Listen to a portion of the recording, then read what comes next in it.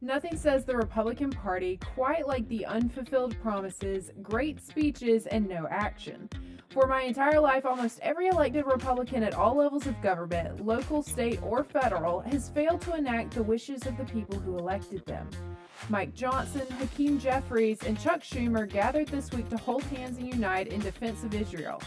They can't find common ground for American interests, the American people, American workers, families, or veterans, but if a foreign nation is ever in need of money or support, they will step up in unison. Let's get into it.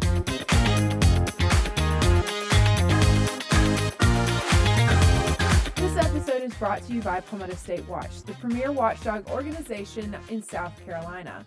In a time where politicians are seemingly fighting for everyone but the people they represent, it has never been more important to be aware of all the backroom deals, special interests at play, and what your representatives are supporting. Palmetto State Watch has been holding politicians' feet to the fire across the state of South Carolina on everything from foreign business investments such as Scout Motors plant in Blythewood to election integrity issues in Beaufort.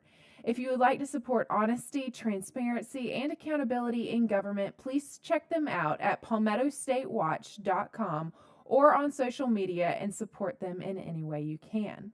Welcome to the 14th episode of the Magnifying Glass podcast. I'm your host, Elena Moore, and I'm joined today by the American Stoic. It looks like we have been betrayed in Washington, D.C. again. Surprise, surprise, but before we get into just how the political class has screwed the American people this week, once again, don't forget to like this video, subscribe, and leave a review on which podcast platform you are listening on, and share this episode. Now, originally, this episode was it was supposed to be about the Republican Party and how it basically just makes itself ineffective. Nikki Haley and the rest of the GOP debaters that were on stage last week basically spent 2 hours arguing about who loves Israel more, who's going to do more to stop big bad Russia, what can we do about China, Venezuela, North Korea, etc. Basically everything, but how are they going to be the best option for the American people and the United States? 8 Republicans also last week voted across the aisle, they joined the Democrats, to prevent an impeachment of the Homeland Security Secretary Mayorkas. And this is just about as clear-cut an impeachment with the debacle that we currently have going on at the southern border as you can get. So there's really no excuse for these Republicans. They just don't want the radioactive political attention that this will get them in the media. And so they're just walking away from their responsibility really to represent the people and to be accountable and to hold the administrative agencies and the administrative state accountable as well. He's really the ones that seems to be running the country, but you know. Yeah, but let's not get deplatformed too quick. Let's try and get through this episode. And then again, it's not just politicians, even in conservative media and the cultural side of the conservative movement, you have things like Ben Shapiro going off and saying that Candace Owens' comments were inexcusable because she said that she didn't think that Palestinian children being killed by airstrikes in Gaza was necessarily the best path forward. And this comes right on the heels of another Ben Shapiro statement, I think the week prior to this, where he said that if you supported a ceasefire, then you were a terrorist sympathizer. You know, I was wondering when that was going to hit social media or when Ben Shapiro was going to say something, because Candace Owens does work for him on the Daily Wire. And he's a big, would you say Zionist? I mean, some people would. I think he would. You know, wherever he's categorized in that, you could definitely say that the current politicians in power took his message to heart. You know, you kind of alluded to it at the beginning of the intro of this episode, where you have Hakeem Jeffries, the minority leader in the House of Representatives, a Democrat. You have Mike Johnson, the majority leader in the House of Representatives, a Republican. And you have Chuck Schumer, who is the majority leader in the Senate, a Democrat, all holding hands. And they look like they're best friends up there. And it kind of reminded me of that old picture of you had Bill Clinton, Barack Obama, and George Bush all together at a baseball game. And you kind of realize, it's going back to the George Carlin statement, it's a big club and you ain't in it, right? These people are friends, right? And part of it's natural because, you work with these people all the time. If you're in the same building, if you're working on the same issues year in and year out, then obviously you're going to have, more kind relationships, I guess, than what your supporters would want you to have. But this goes far beyond that. This is really about them being on the same side. They have the same positions on all of these issues across international politics and how they should spend your money in Ukraine and Israel and all of that. But whenever it comes to actually helping the American people, they're really not interested in working together on that at all. And don't ever take it when they say, oh, well, it's just because the Democrats won't let us pass it, because anything is a bipartisan issue. It's just whether or not they want to make it one. Exactly. And so that was kind of what the goal of this episode was, as we were scripting it out, was to kind of go over these different issues and kind of tie in all these different threads of the conservative movement and Republicans and how they just make themselves ineffective. And then something interesting happened. The new Speaker of the House, Mike Johnson, who got the job because Speaker McCarthy tried to work with Democrats to pass a continuing resolution so that they wouldn't have to vote on specific appropriations bills, passed a continuing resolution that pushes the government's deadline or closing deadline till after the holidays by counting on Democrat support. Whoa. Yahoo News reports, and it's just to give you a kind of a picture of what happened, quote, more Democrats than Republicans voted in the U.S. House of Representatives for a temporary stopgap spending bill to avert a government shutdown. Some 209 Democrats voted for the bill, while 127 Republicans voted for a laddered continuing resolution that would keep parts of the federal government funded until the 19th of January 2024 and other parts until the 2nd of February 2024.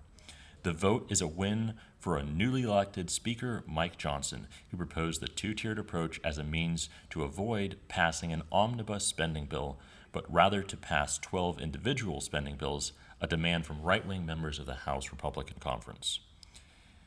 Now, this doesn't sound too bad until you really understand the context of it. It sounds all fine and dandy until you start looking a little bit closer and who's actually commenting on this. So Representative Pramila Jayapal from Washington, she's a Democrat. She's actually also the chairwoman of the Congressional Progressive Caucus, told The Independent that she appreciated the fact that this bill did not include any spending cuts. Don't worry, we may be continuing resolutions, but you're still going to be paying for everything they've already decided they need paid for, which is a very long list, and we can't be privy to all of those lists, but don't worry, your money's being spent by everyone. All right, so Chip Roy of Texas was heated about this continuing resolution being passed by a suspension of the rules under Mike Johnson's leadership. He stated that, quote, I didn't come here to have the Speaker of a House assume the position and in 17 days pass a continuing resolution off of the floor of this House through suspension of the rules, end quote. Steve Bannon said that he was skeptical that Republicans would change pace in 75 days after the holidays when they are scheduled to take up this issue again, and says he is on the clock right now. It just goes to, it's a huge knock to momentum, if nothing else, is kind of how you have to look at it, right? You went through the whole process of, you ousted Speaker McCarthy.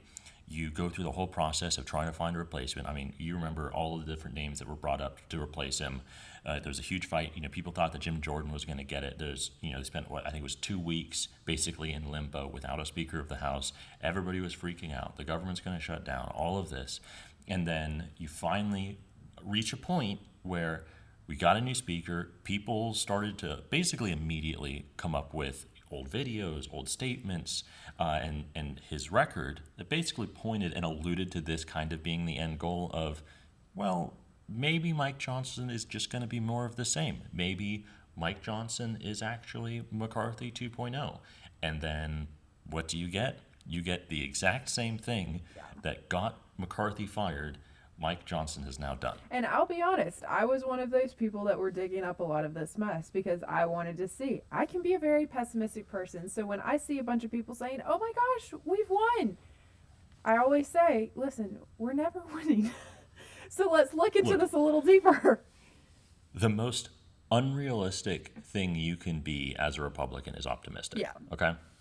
Because give me a time when you thought you won and then it ended up being a loss. Basically, every time that you thought you had won, and there's a great meme out there, and I'll try and find it to put it up on the screen for you, but it basically just is all of the different committees that have been headed by Republicans to investigate Democrat scandals, right? Whether it was Benghazi with Trey Gowdy or Fast and Furious or whatever. You just have all of these wins that the Republicans basically count their chickens before the eggs hatch, and then nothing ever comes of it. And that is nothing how they get ever changes. donors.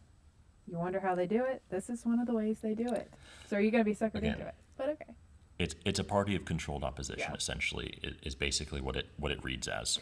Yeah. Well, And again, I would just say, Kevin McCarthy, as we were talking the other night when we were trying to decide exactly what the show is going to be on, and listen, if y'all would like to see a breakdown of the Republican Party, definitely let us know in the comments. I'm always here for that as well.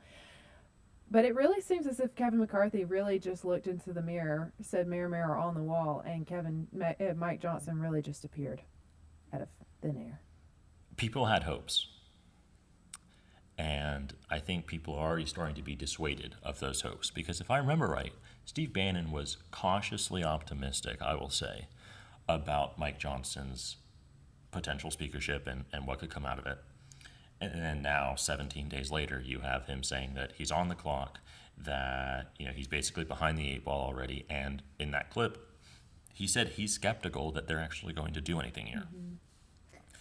And so of those, again, this is a bill that passed with mostly Democrat support. You had 93 Republicans that voted against this continuing resolution. And if you look at who those 93 are, they are the conservative side of the Republican Party. Basically, all of the people who were instrumental in ousting McCarthy and who were so upset with McCarthy in the first place for trying to pass a continuing resolution with Democrats, bypassing his own party, that they removed him from the speakership. I mean, you see that. This could be problems down the road for Mike Johnson as far as within his own house. Again, people like Andy Biggs, Dan Bishop, Lauren Boebert, the big names, Byron Donalds, who was also in the conversation to replace Speaker McCarthy as Speaker of the House. Oh, yeah, and then you have all the ones in South Carolina that voted, everyone basically but Jim Clyburn. You've got Jeff Duncan, Russell Fry, Ralph Norman, who Ralph Norman was a Kevin McCarthy supporter, if we remember Well, again, correctly. I think that's kind of the interesting thing here is that, you had 8 people that really were working to oust McCarthy, and you have 93 people that voted against this. So, yes, this includes all of the quote-unquote far-right wing of the party, but this also includes a lot of the middle-of-the-road Republicans, which you see here kind of represented in this list. It is interesting because if you already have 93 Republicans that are kind of breaking from the chain of leadership, this is not going to be, in my opinion, it kind of spells trouble down the road for Mike Johnson's ability to basically control his own party. And again, kind of going back to what I said a couple weeks ago about Nancy Pelosi and what made her so effective as Speaker of the House is that she did not allow any deviation from the party line at all. You were basically forced as a Democrat in Congress to vote the way that Nancy Pelosi wanted you to. And that made her very, very effective as a Speaker of the House. And again, the theme of this whole episode is that Republicans make themselves ineffective. And this is yet just another example of you have a party that is divided basically down the middle, 90 some odd versus 120 some odd, on whether or not they want to pass a continuing resolution. So we will see what happens from here. Don't have my hopes up too high, but you know what? Grab the popcorn. It's getting interesting. So in the past debate, it wasn't a normal debate, I wouldn't say. It's the normal puppets up on their little stands saying, what they're told to say or what they're able to say. But there's some things that happen afterwards that was very interesting. And I would almost break it down into an A plus B equals C. The RNC chair versus Vivek Ramaswamy equals Drew McKissick. Let's talk about that real quick. Vivek made waves in the last debate and seemed to have won the popular opinion based off of his performance of calling the RNC chair, Ronna McDaniel's resignation, calling out the mainstream media, and pretty much calling out all of the wars he said that America should not be involved in. Pretty easy stuff to get behind, and honestly, I would say the bare minimum at this point. However, following the debate a few days later, Vivek took to Twitter this past Saturday. And I'm going to read to you the tweet that he put out. It is a little long, but it has sent waves not only through South Carolina, but the nation as a whole, and I find it very interesting. So what he said was, quote, many RNC members complain of Ronna Romney McDaniel's leadership or lack thereof, but they concede that there is not a successor. It's time to stop the culture of surrender and losing. Appoint RNC co-chair and South Carolina GOP chairman Drew McKissick as the interim RNC chairman until a fair election is held at the RNC 2024 winter meeting from January 30th to February 3rd, 2024. Instead of taking accountability for back-to-back losing sprees, Ronna Romney McDaniel threw a tantrum at the third debate, reportedly saying she wouldn't give 1 cent of RNC funding to me or my campaign, only highlighting her corruption. Well, it's not her money, but she sure thinks it is. Ronna Romney McDaniel's salary has more than tripled since she took over as chairwoman, despite the fact she lost in 2018, 2020, 2022, and 2023. Only in the broken industry of politics do you get to keep your job and get paid more for doing an atrocious job. This is an embarrassment to Republicans across the country. Then he goes on to say in a second tweet, quote, the long-term successor should be elected at the January meeting, but Drew can serve as interim chair in the meantime because Ronna is a problem and should get out of the way now. This election must be free of rigging and dirty tricks that plagued the January 2023 leadership race between Ronna Romney McDaniel and Harmeet Dillon. We cannot be a party of winners if we are led by losers, end quote. That's a lot to unpack there, but I have a few comments, especially since he called out Drew McKissick to be the interim chair for a fair and free election that must be had for the RNC. He called for Drew to replace Ronna McDaniel and how then there will be this free and fair election. Vivek obviously hasn't looked at the races that McKissick runs in South Carolina because there's nothing free and there's nothing fair about them. Or maybe, and this is what I tend to lean towards, Vivek has and come to realize that you have to be a friend of Drew's if you want to have a free and fair election that results in you winning. There are a lot of people that I would say were Vivek supporters, but they're not so much anymore after seeing him link arms with the king of the establishment for the GOP in South Carolina. Doesn't look that great. Not doing well for him here, but we'll see what happens. Again, the whole point of this episode is that the Republican Party is ineffective. Whenever you think you made a change, you didn't make a change, and that basically everybody is playing on the same team, right? So either A, Drew McKissick is obviously just going to be a replacement of Romney McDaniel, right? Obviously not going to call her that all the time. Pretty funny nickname, though. I got to give him credit. Yeah, he killed me, though, reading that thing because it was every time. Yeah, Dr. Seuss out here. And so there's going to be no change. You know, if they do have a replacement, if they do get rid of Ronna McDaniel and they do put in Drew McKissick, there is going to be no change. So the only question then becomes, is Vivek naive enough to believe that it would result in a change?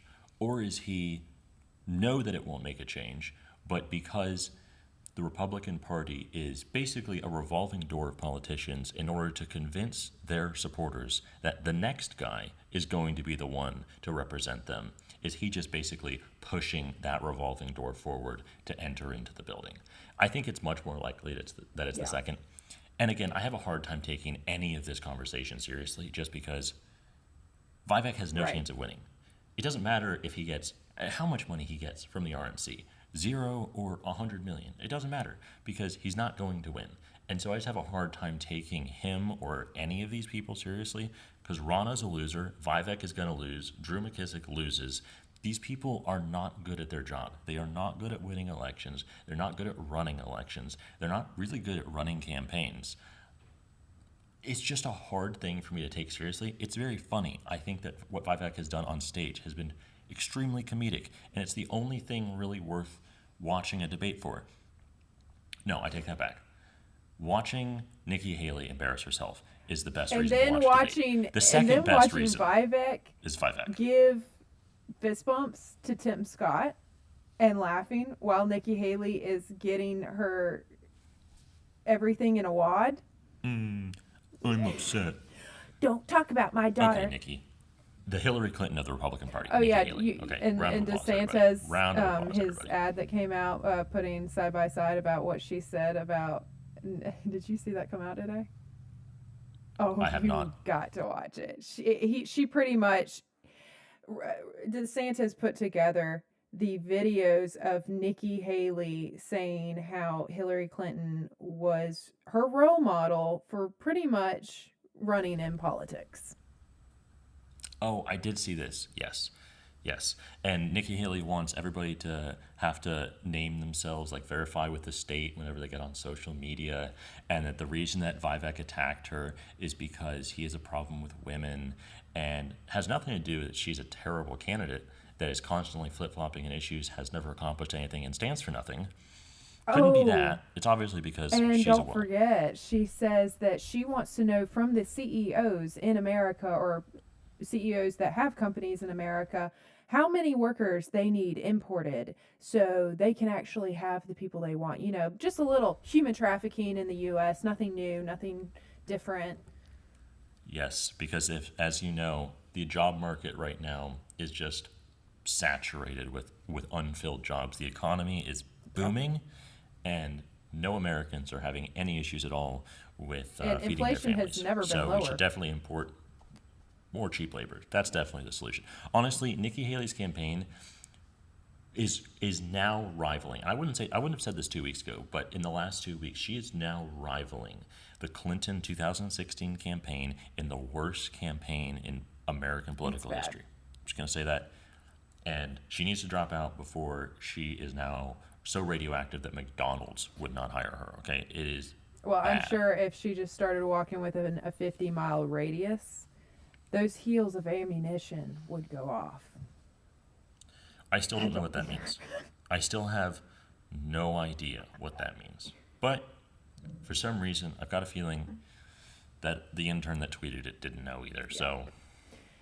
Well, thank you for joining us today on the Magnifying Glass podcast. We delve deep, bringing the overlooked into focus and magnifying the stories that matter to you. If you enjoyed this episode, be sure to subscribe, rate, and share, helping us shine a light on even more discoveries. I'm your host, Alina Moore, and remember, sometimes the smallest details make the biggest difference. Until next time, keep looking closer.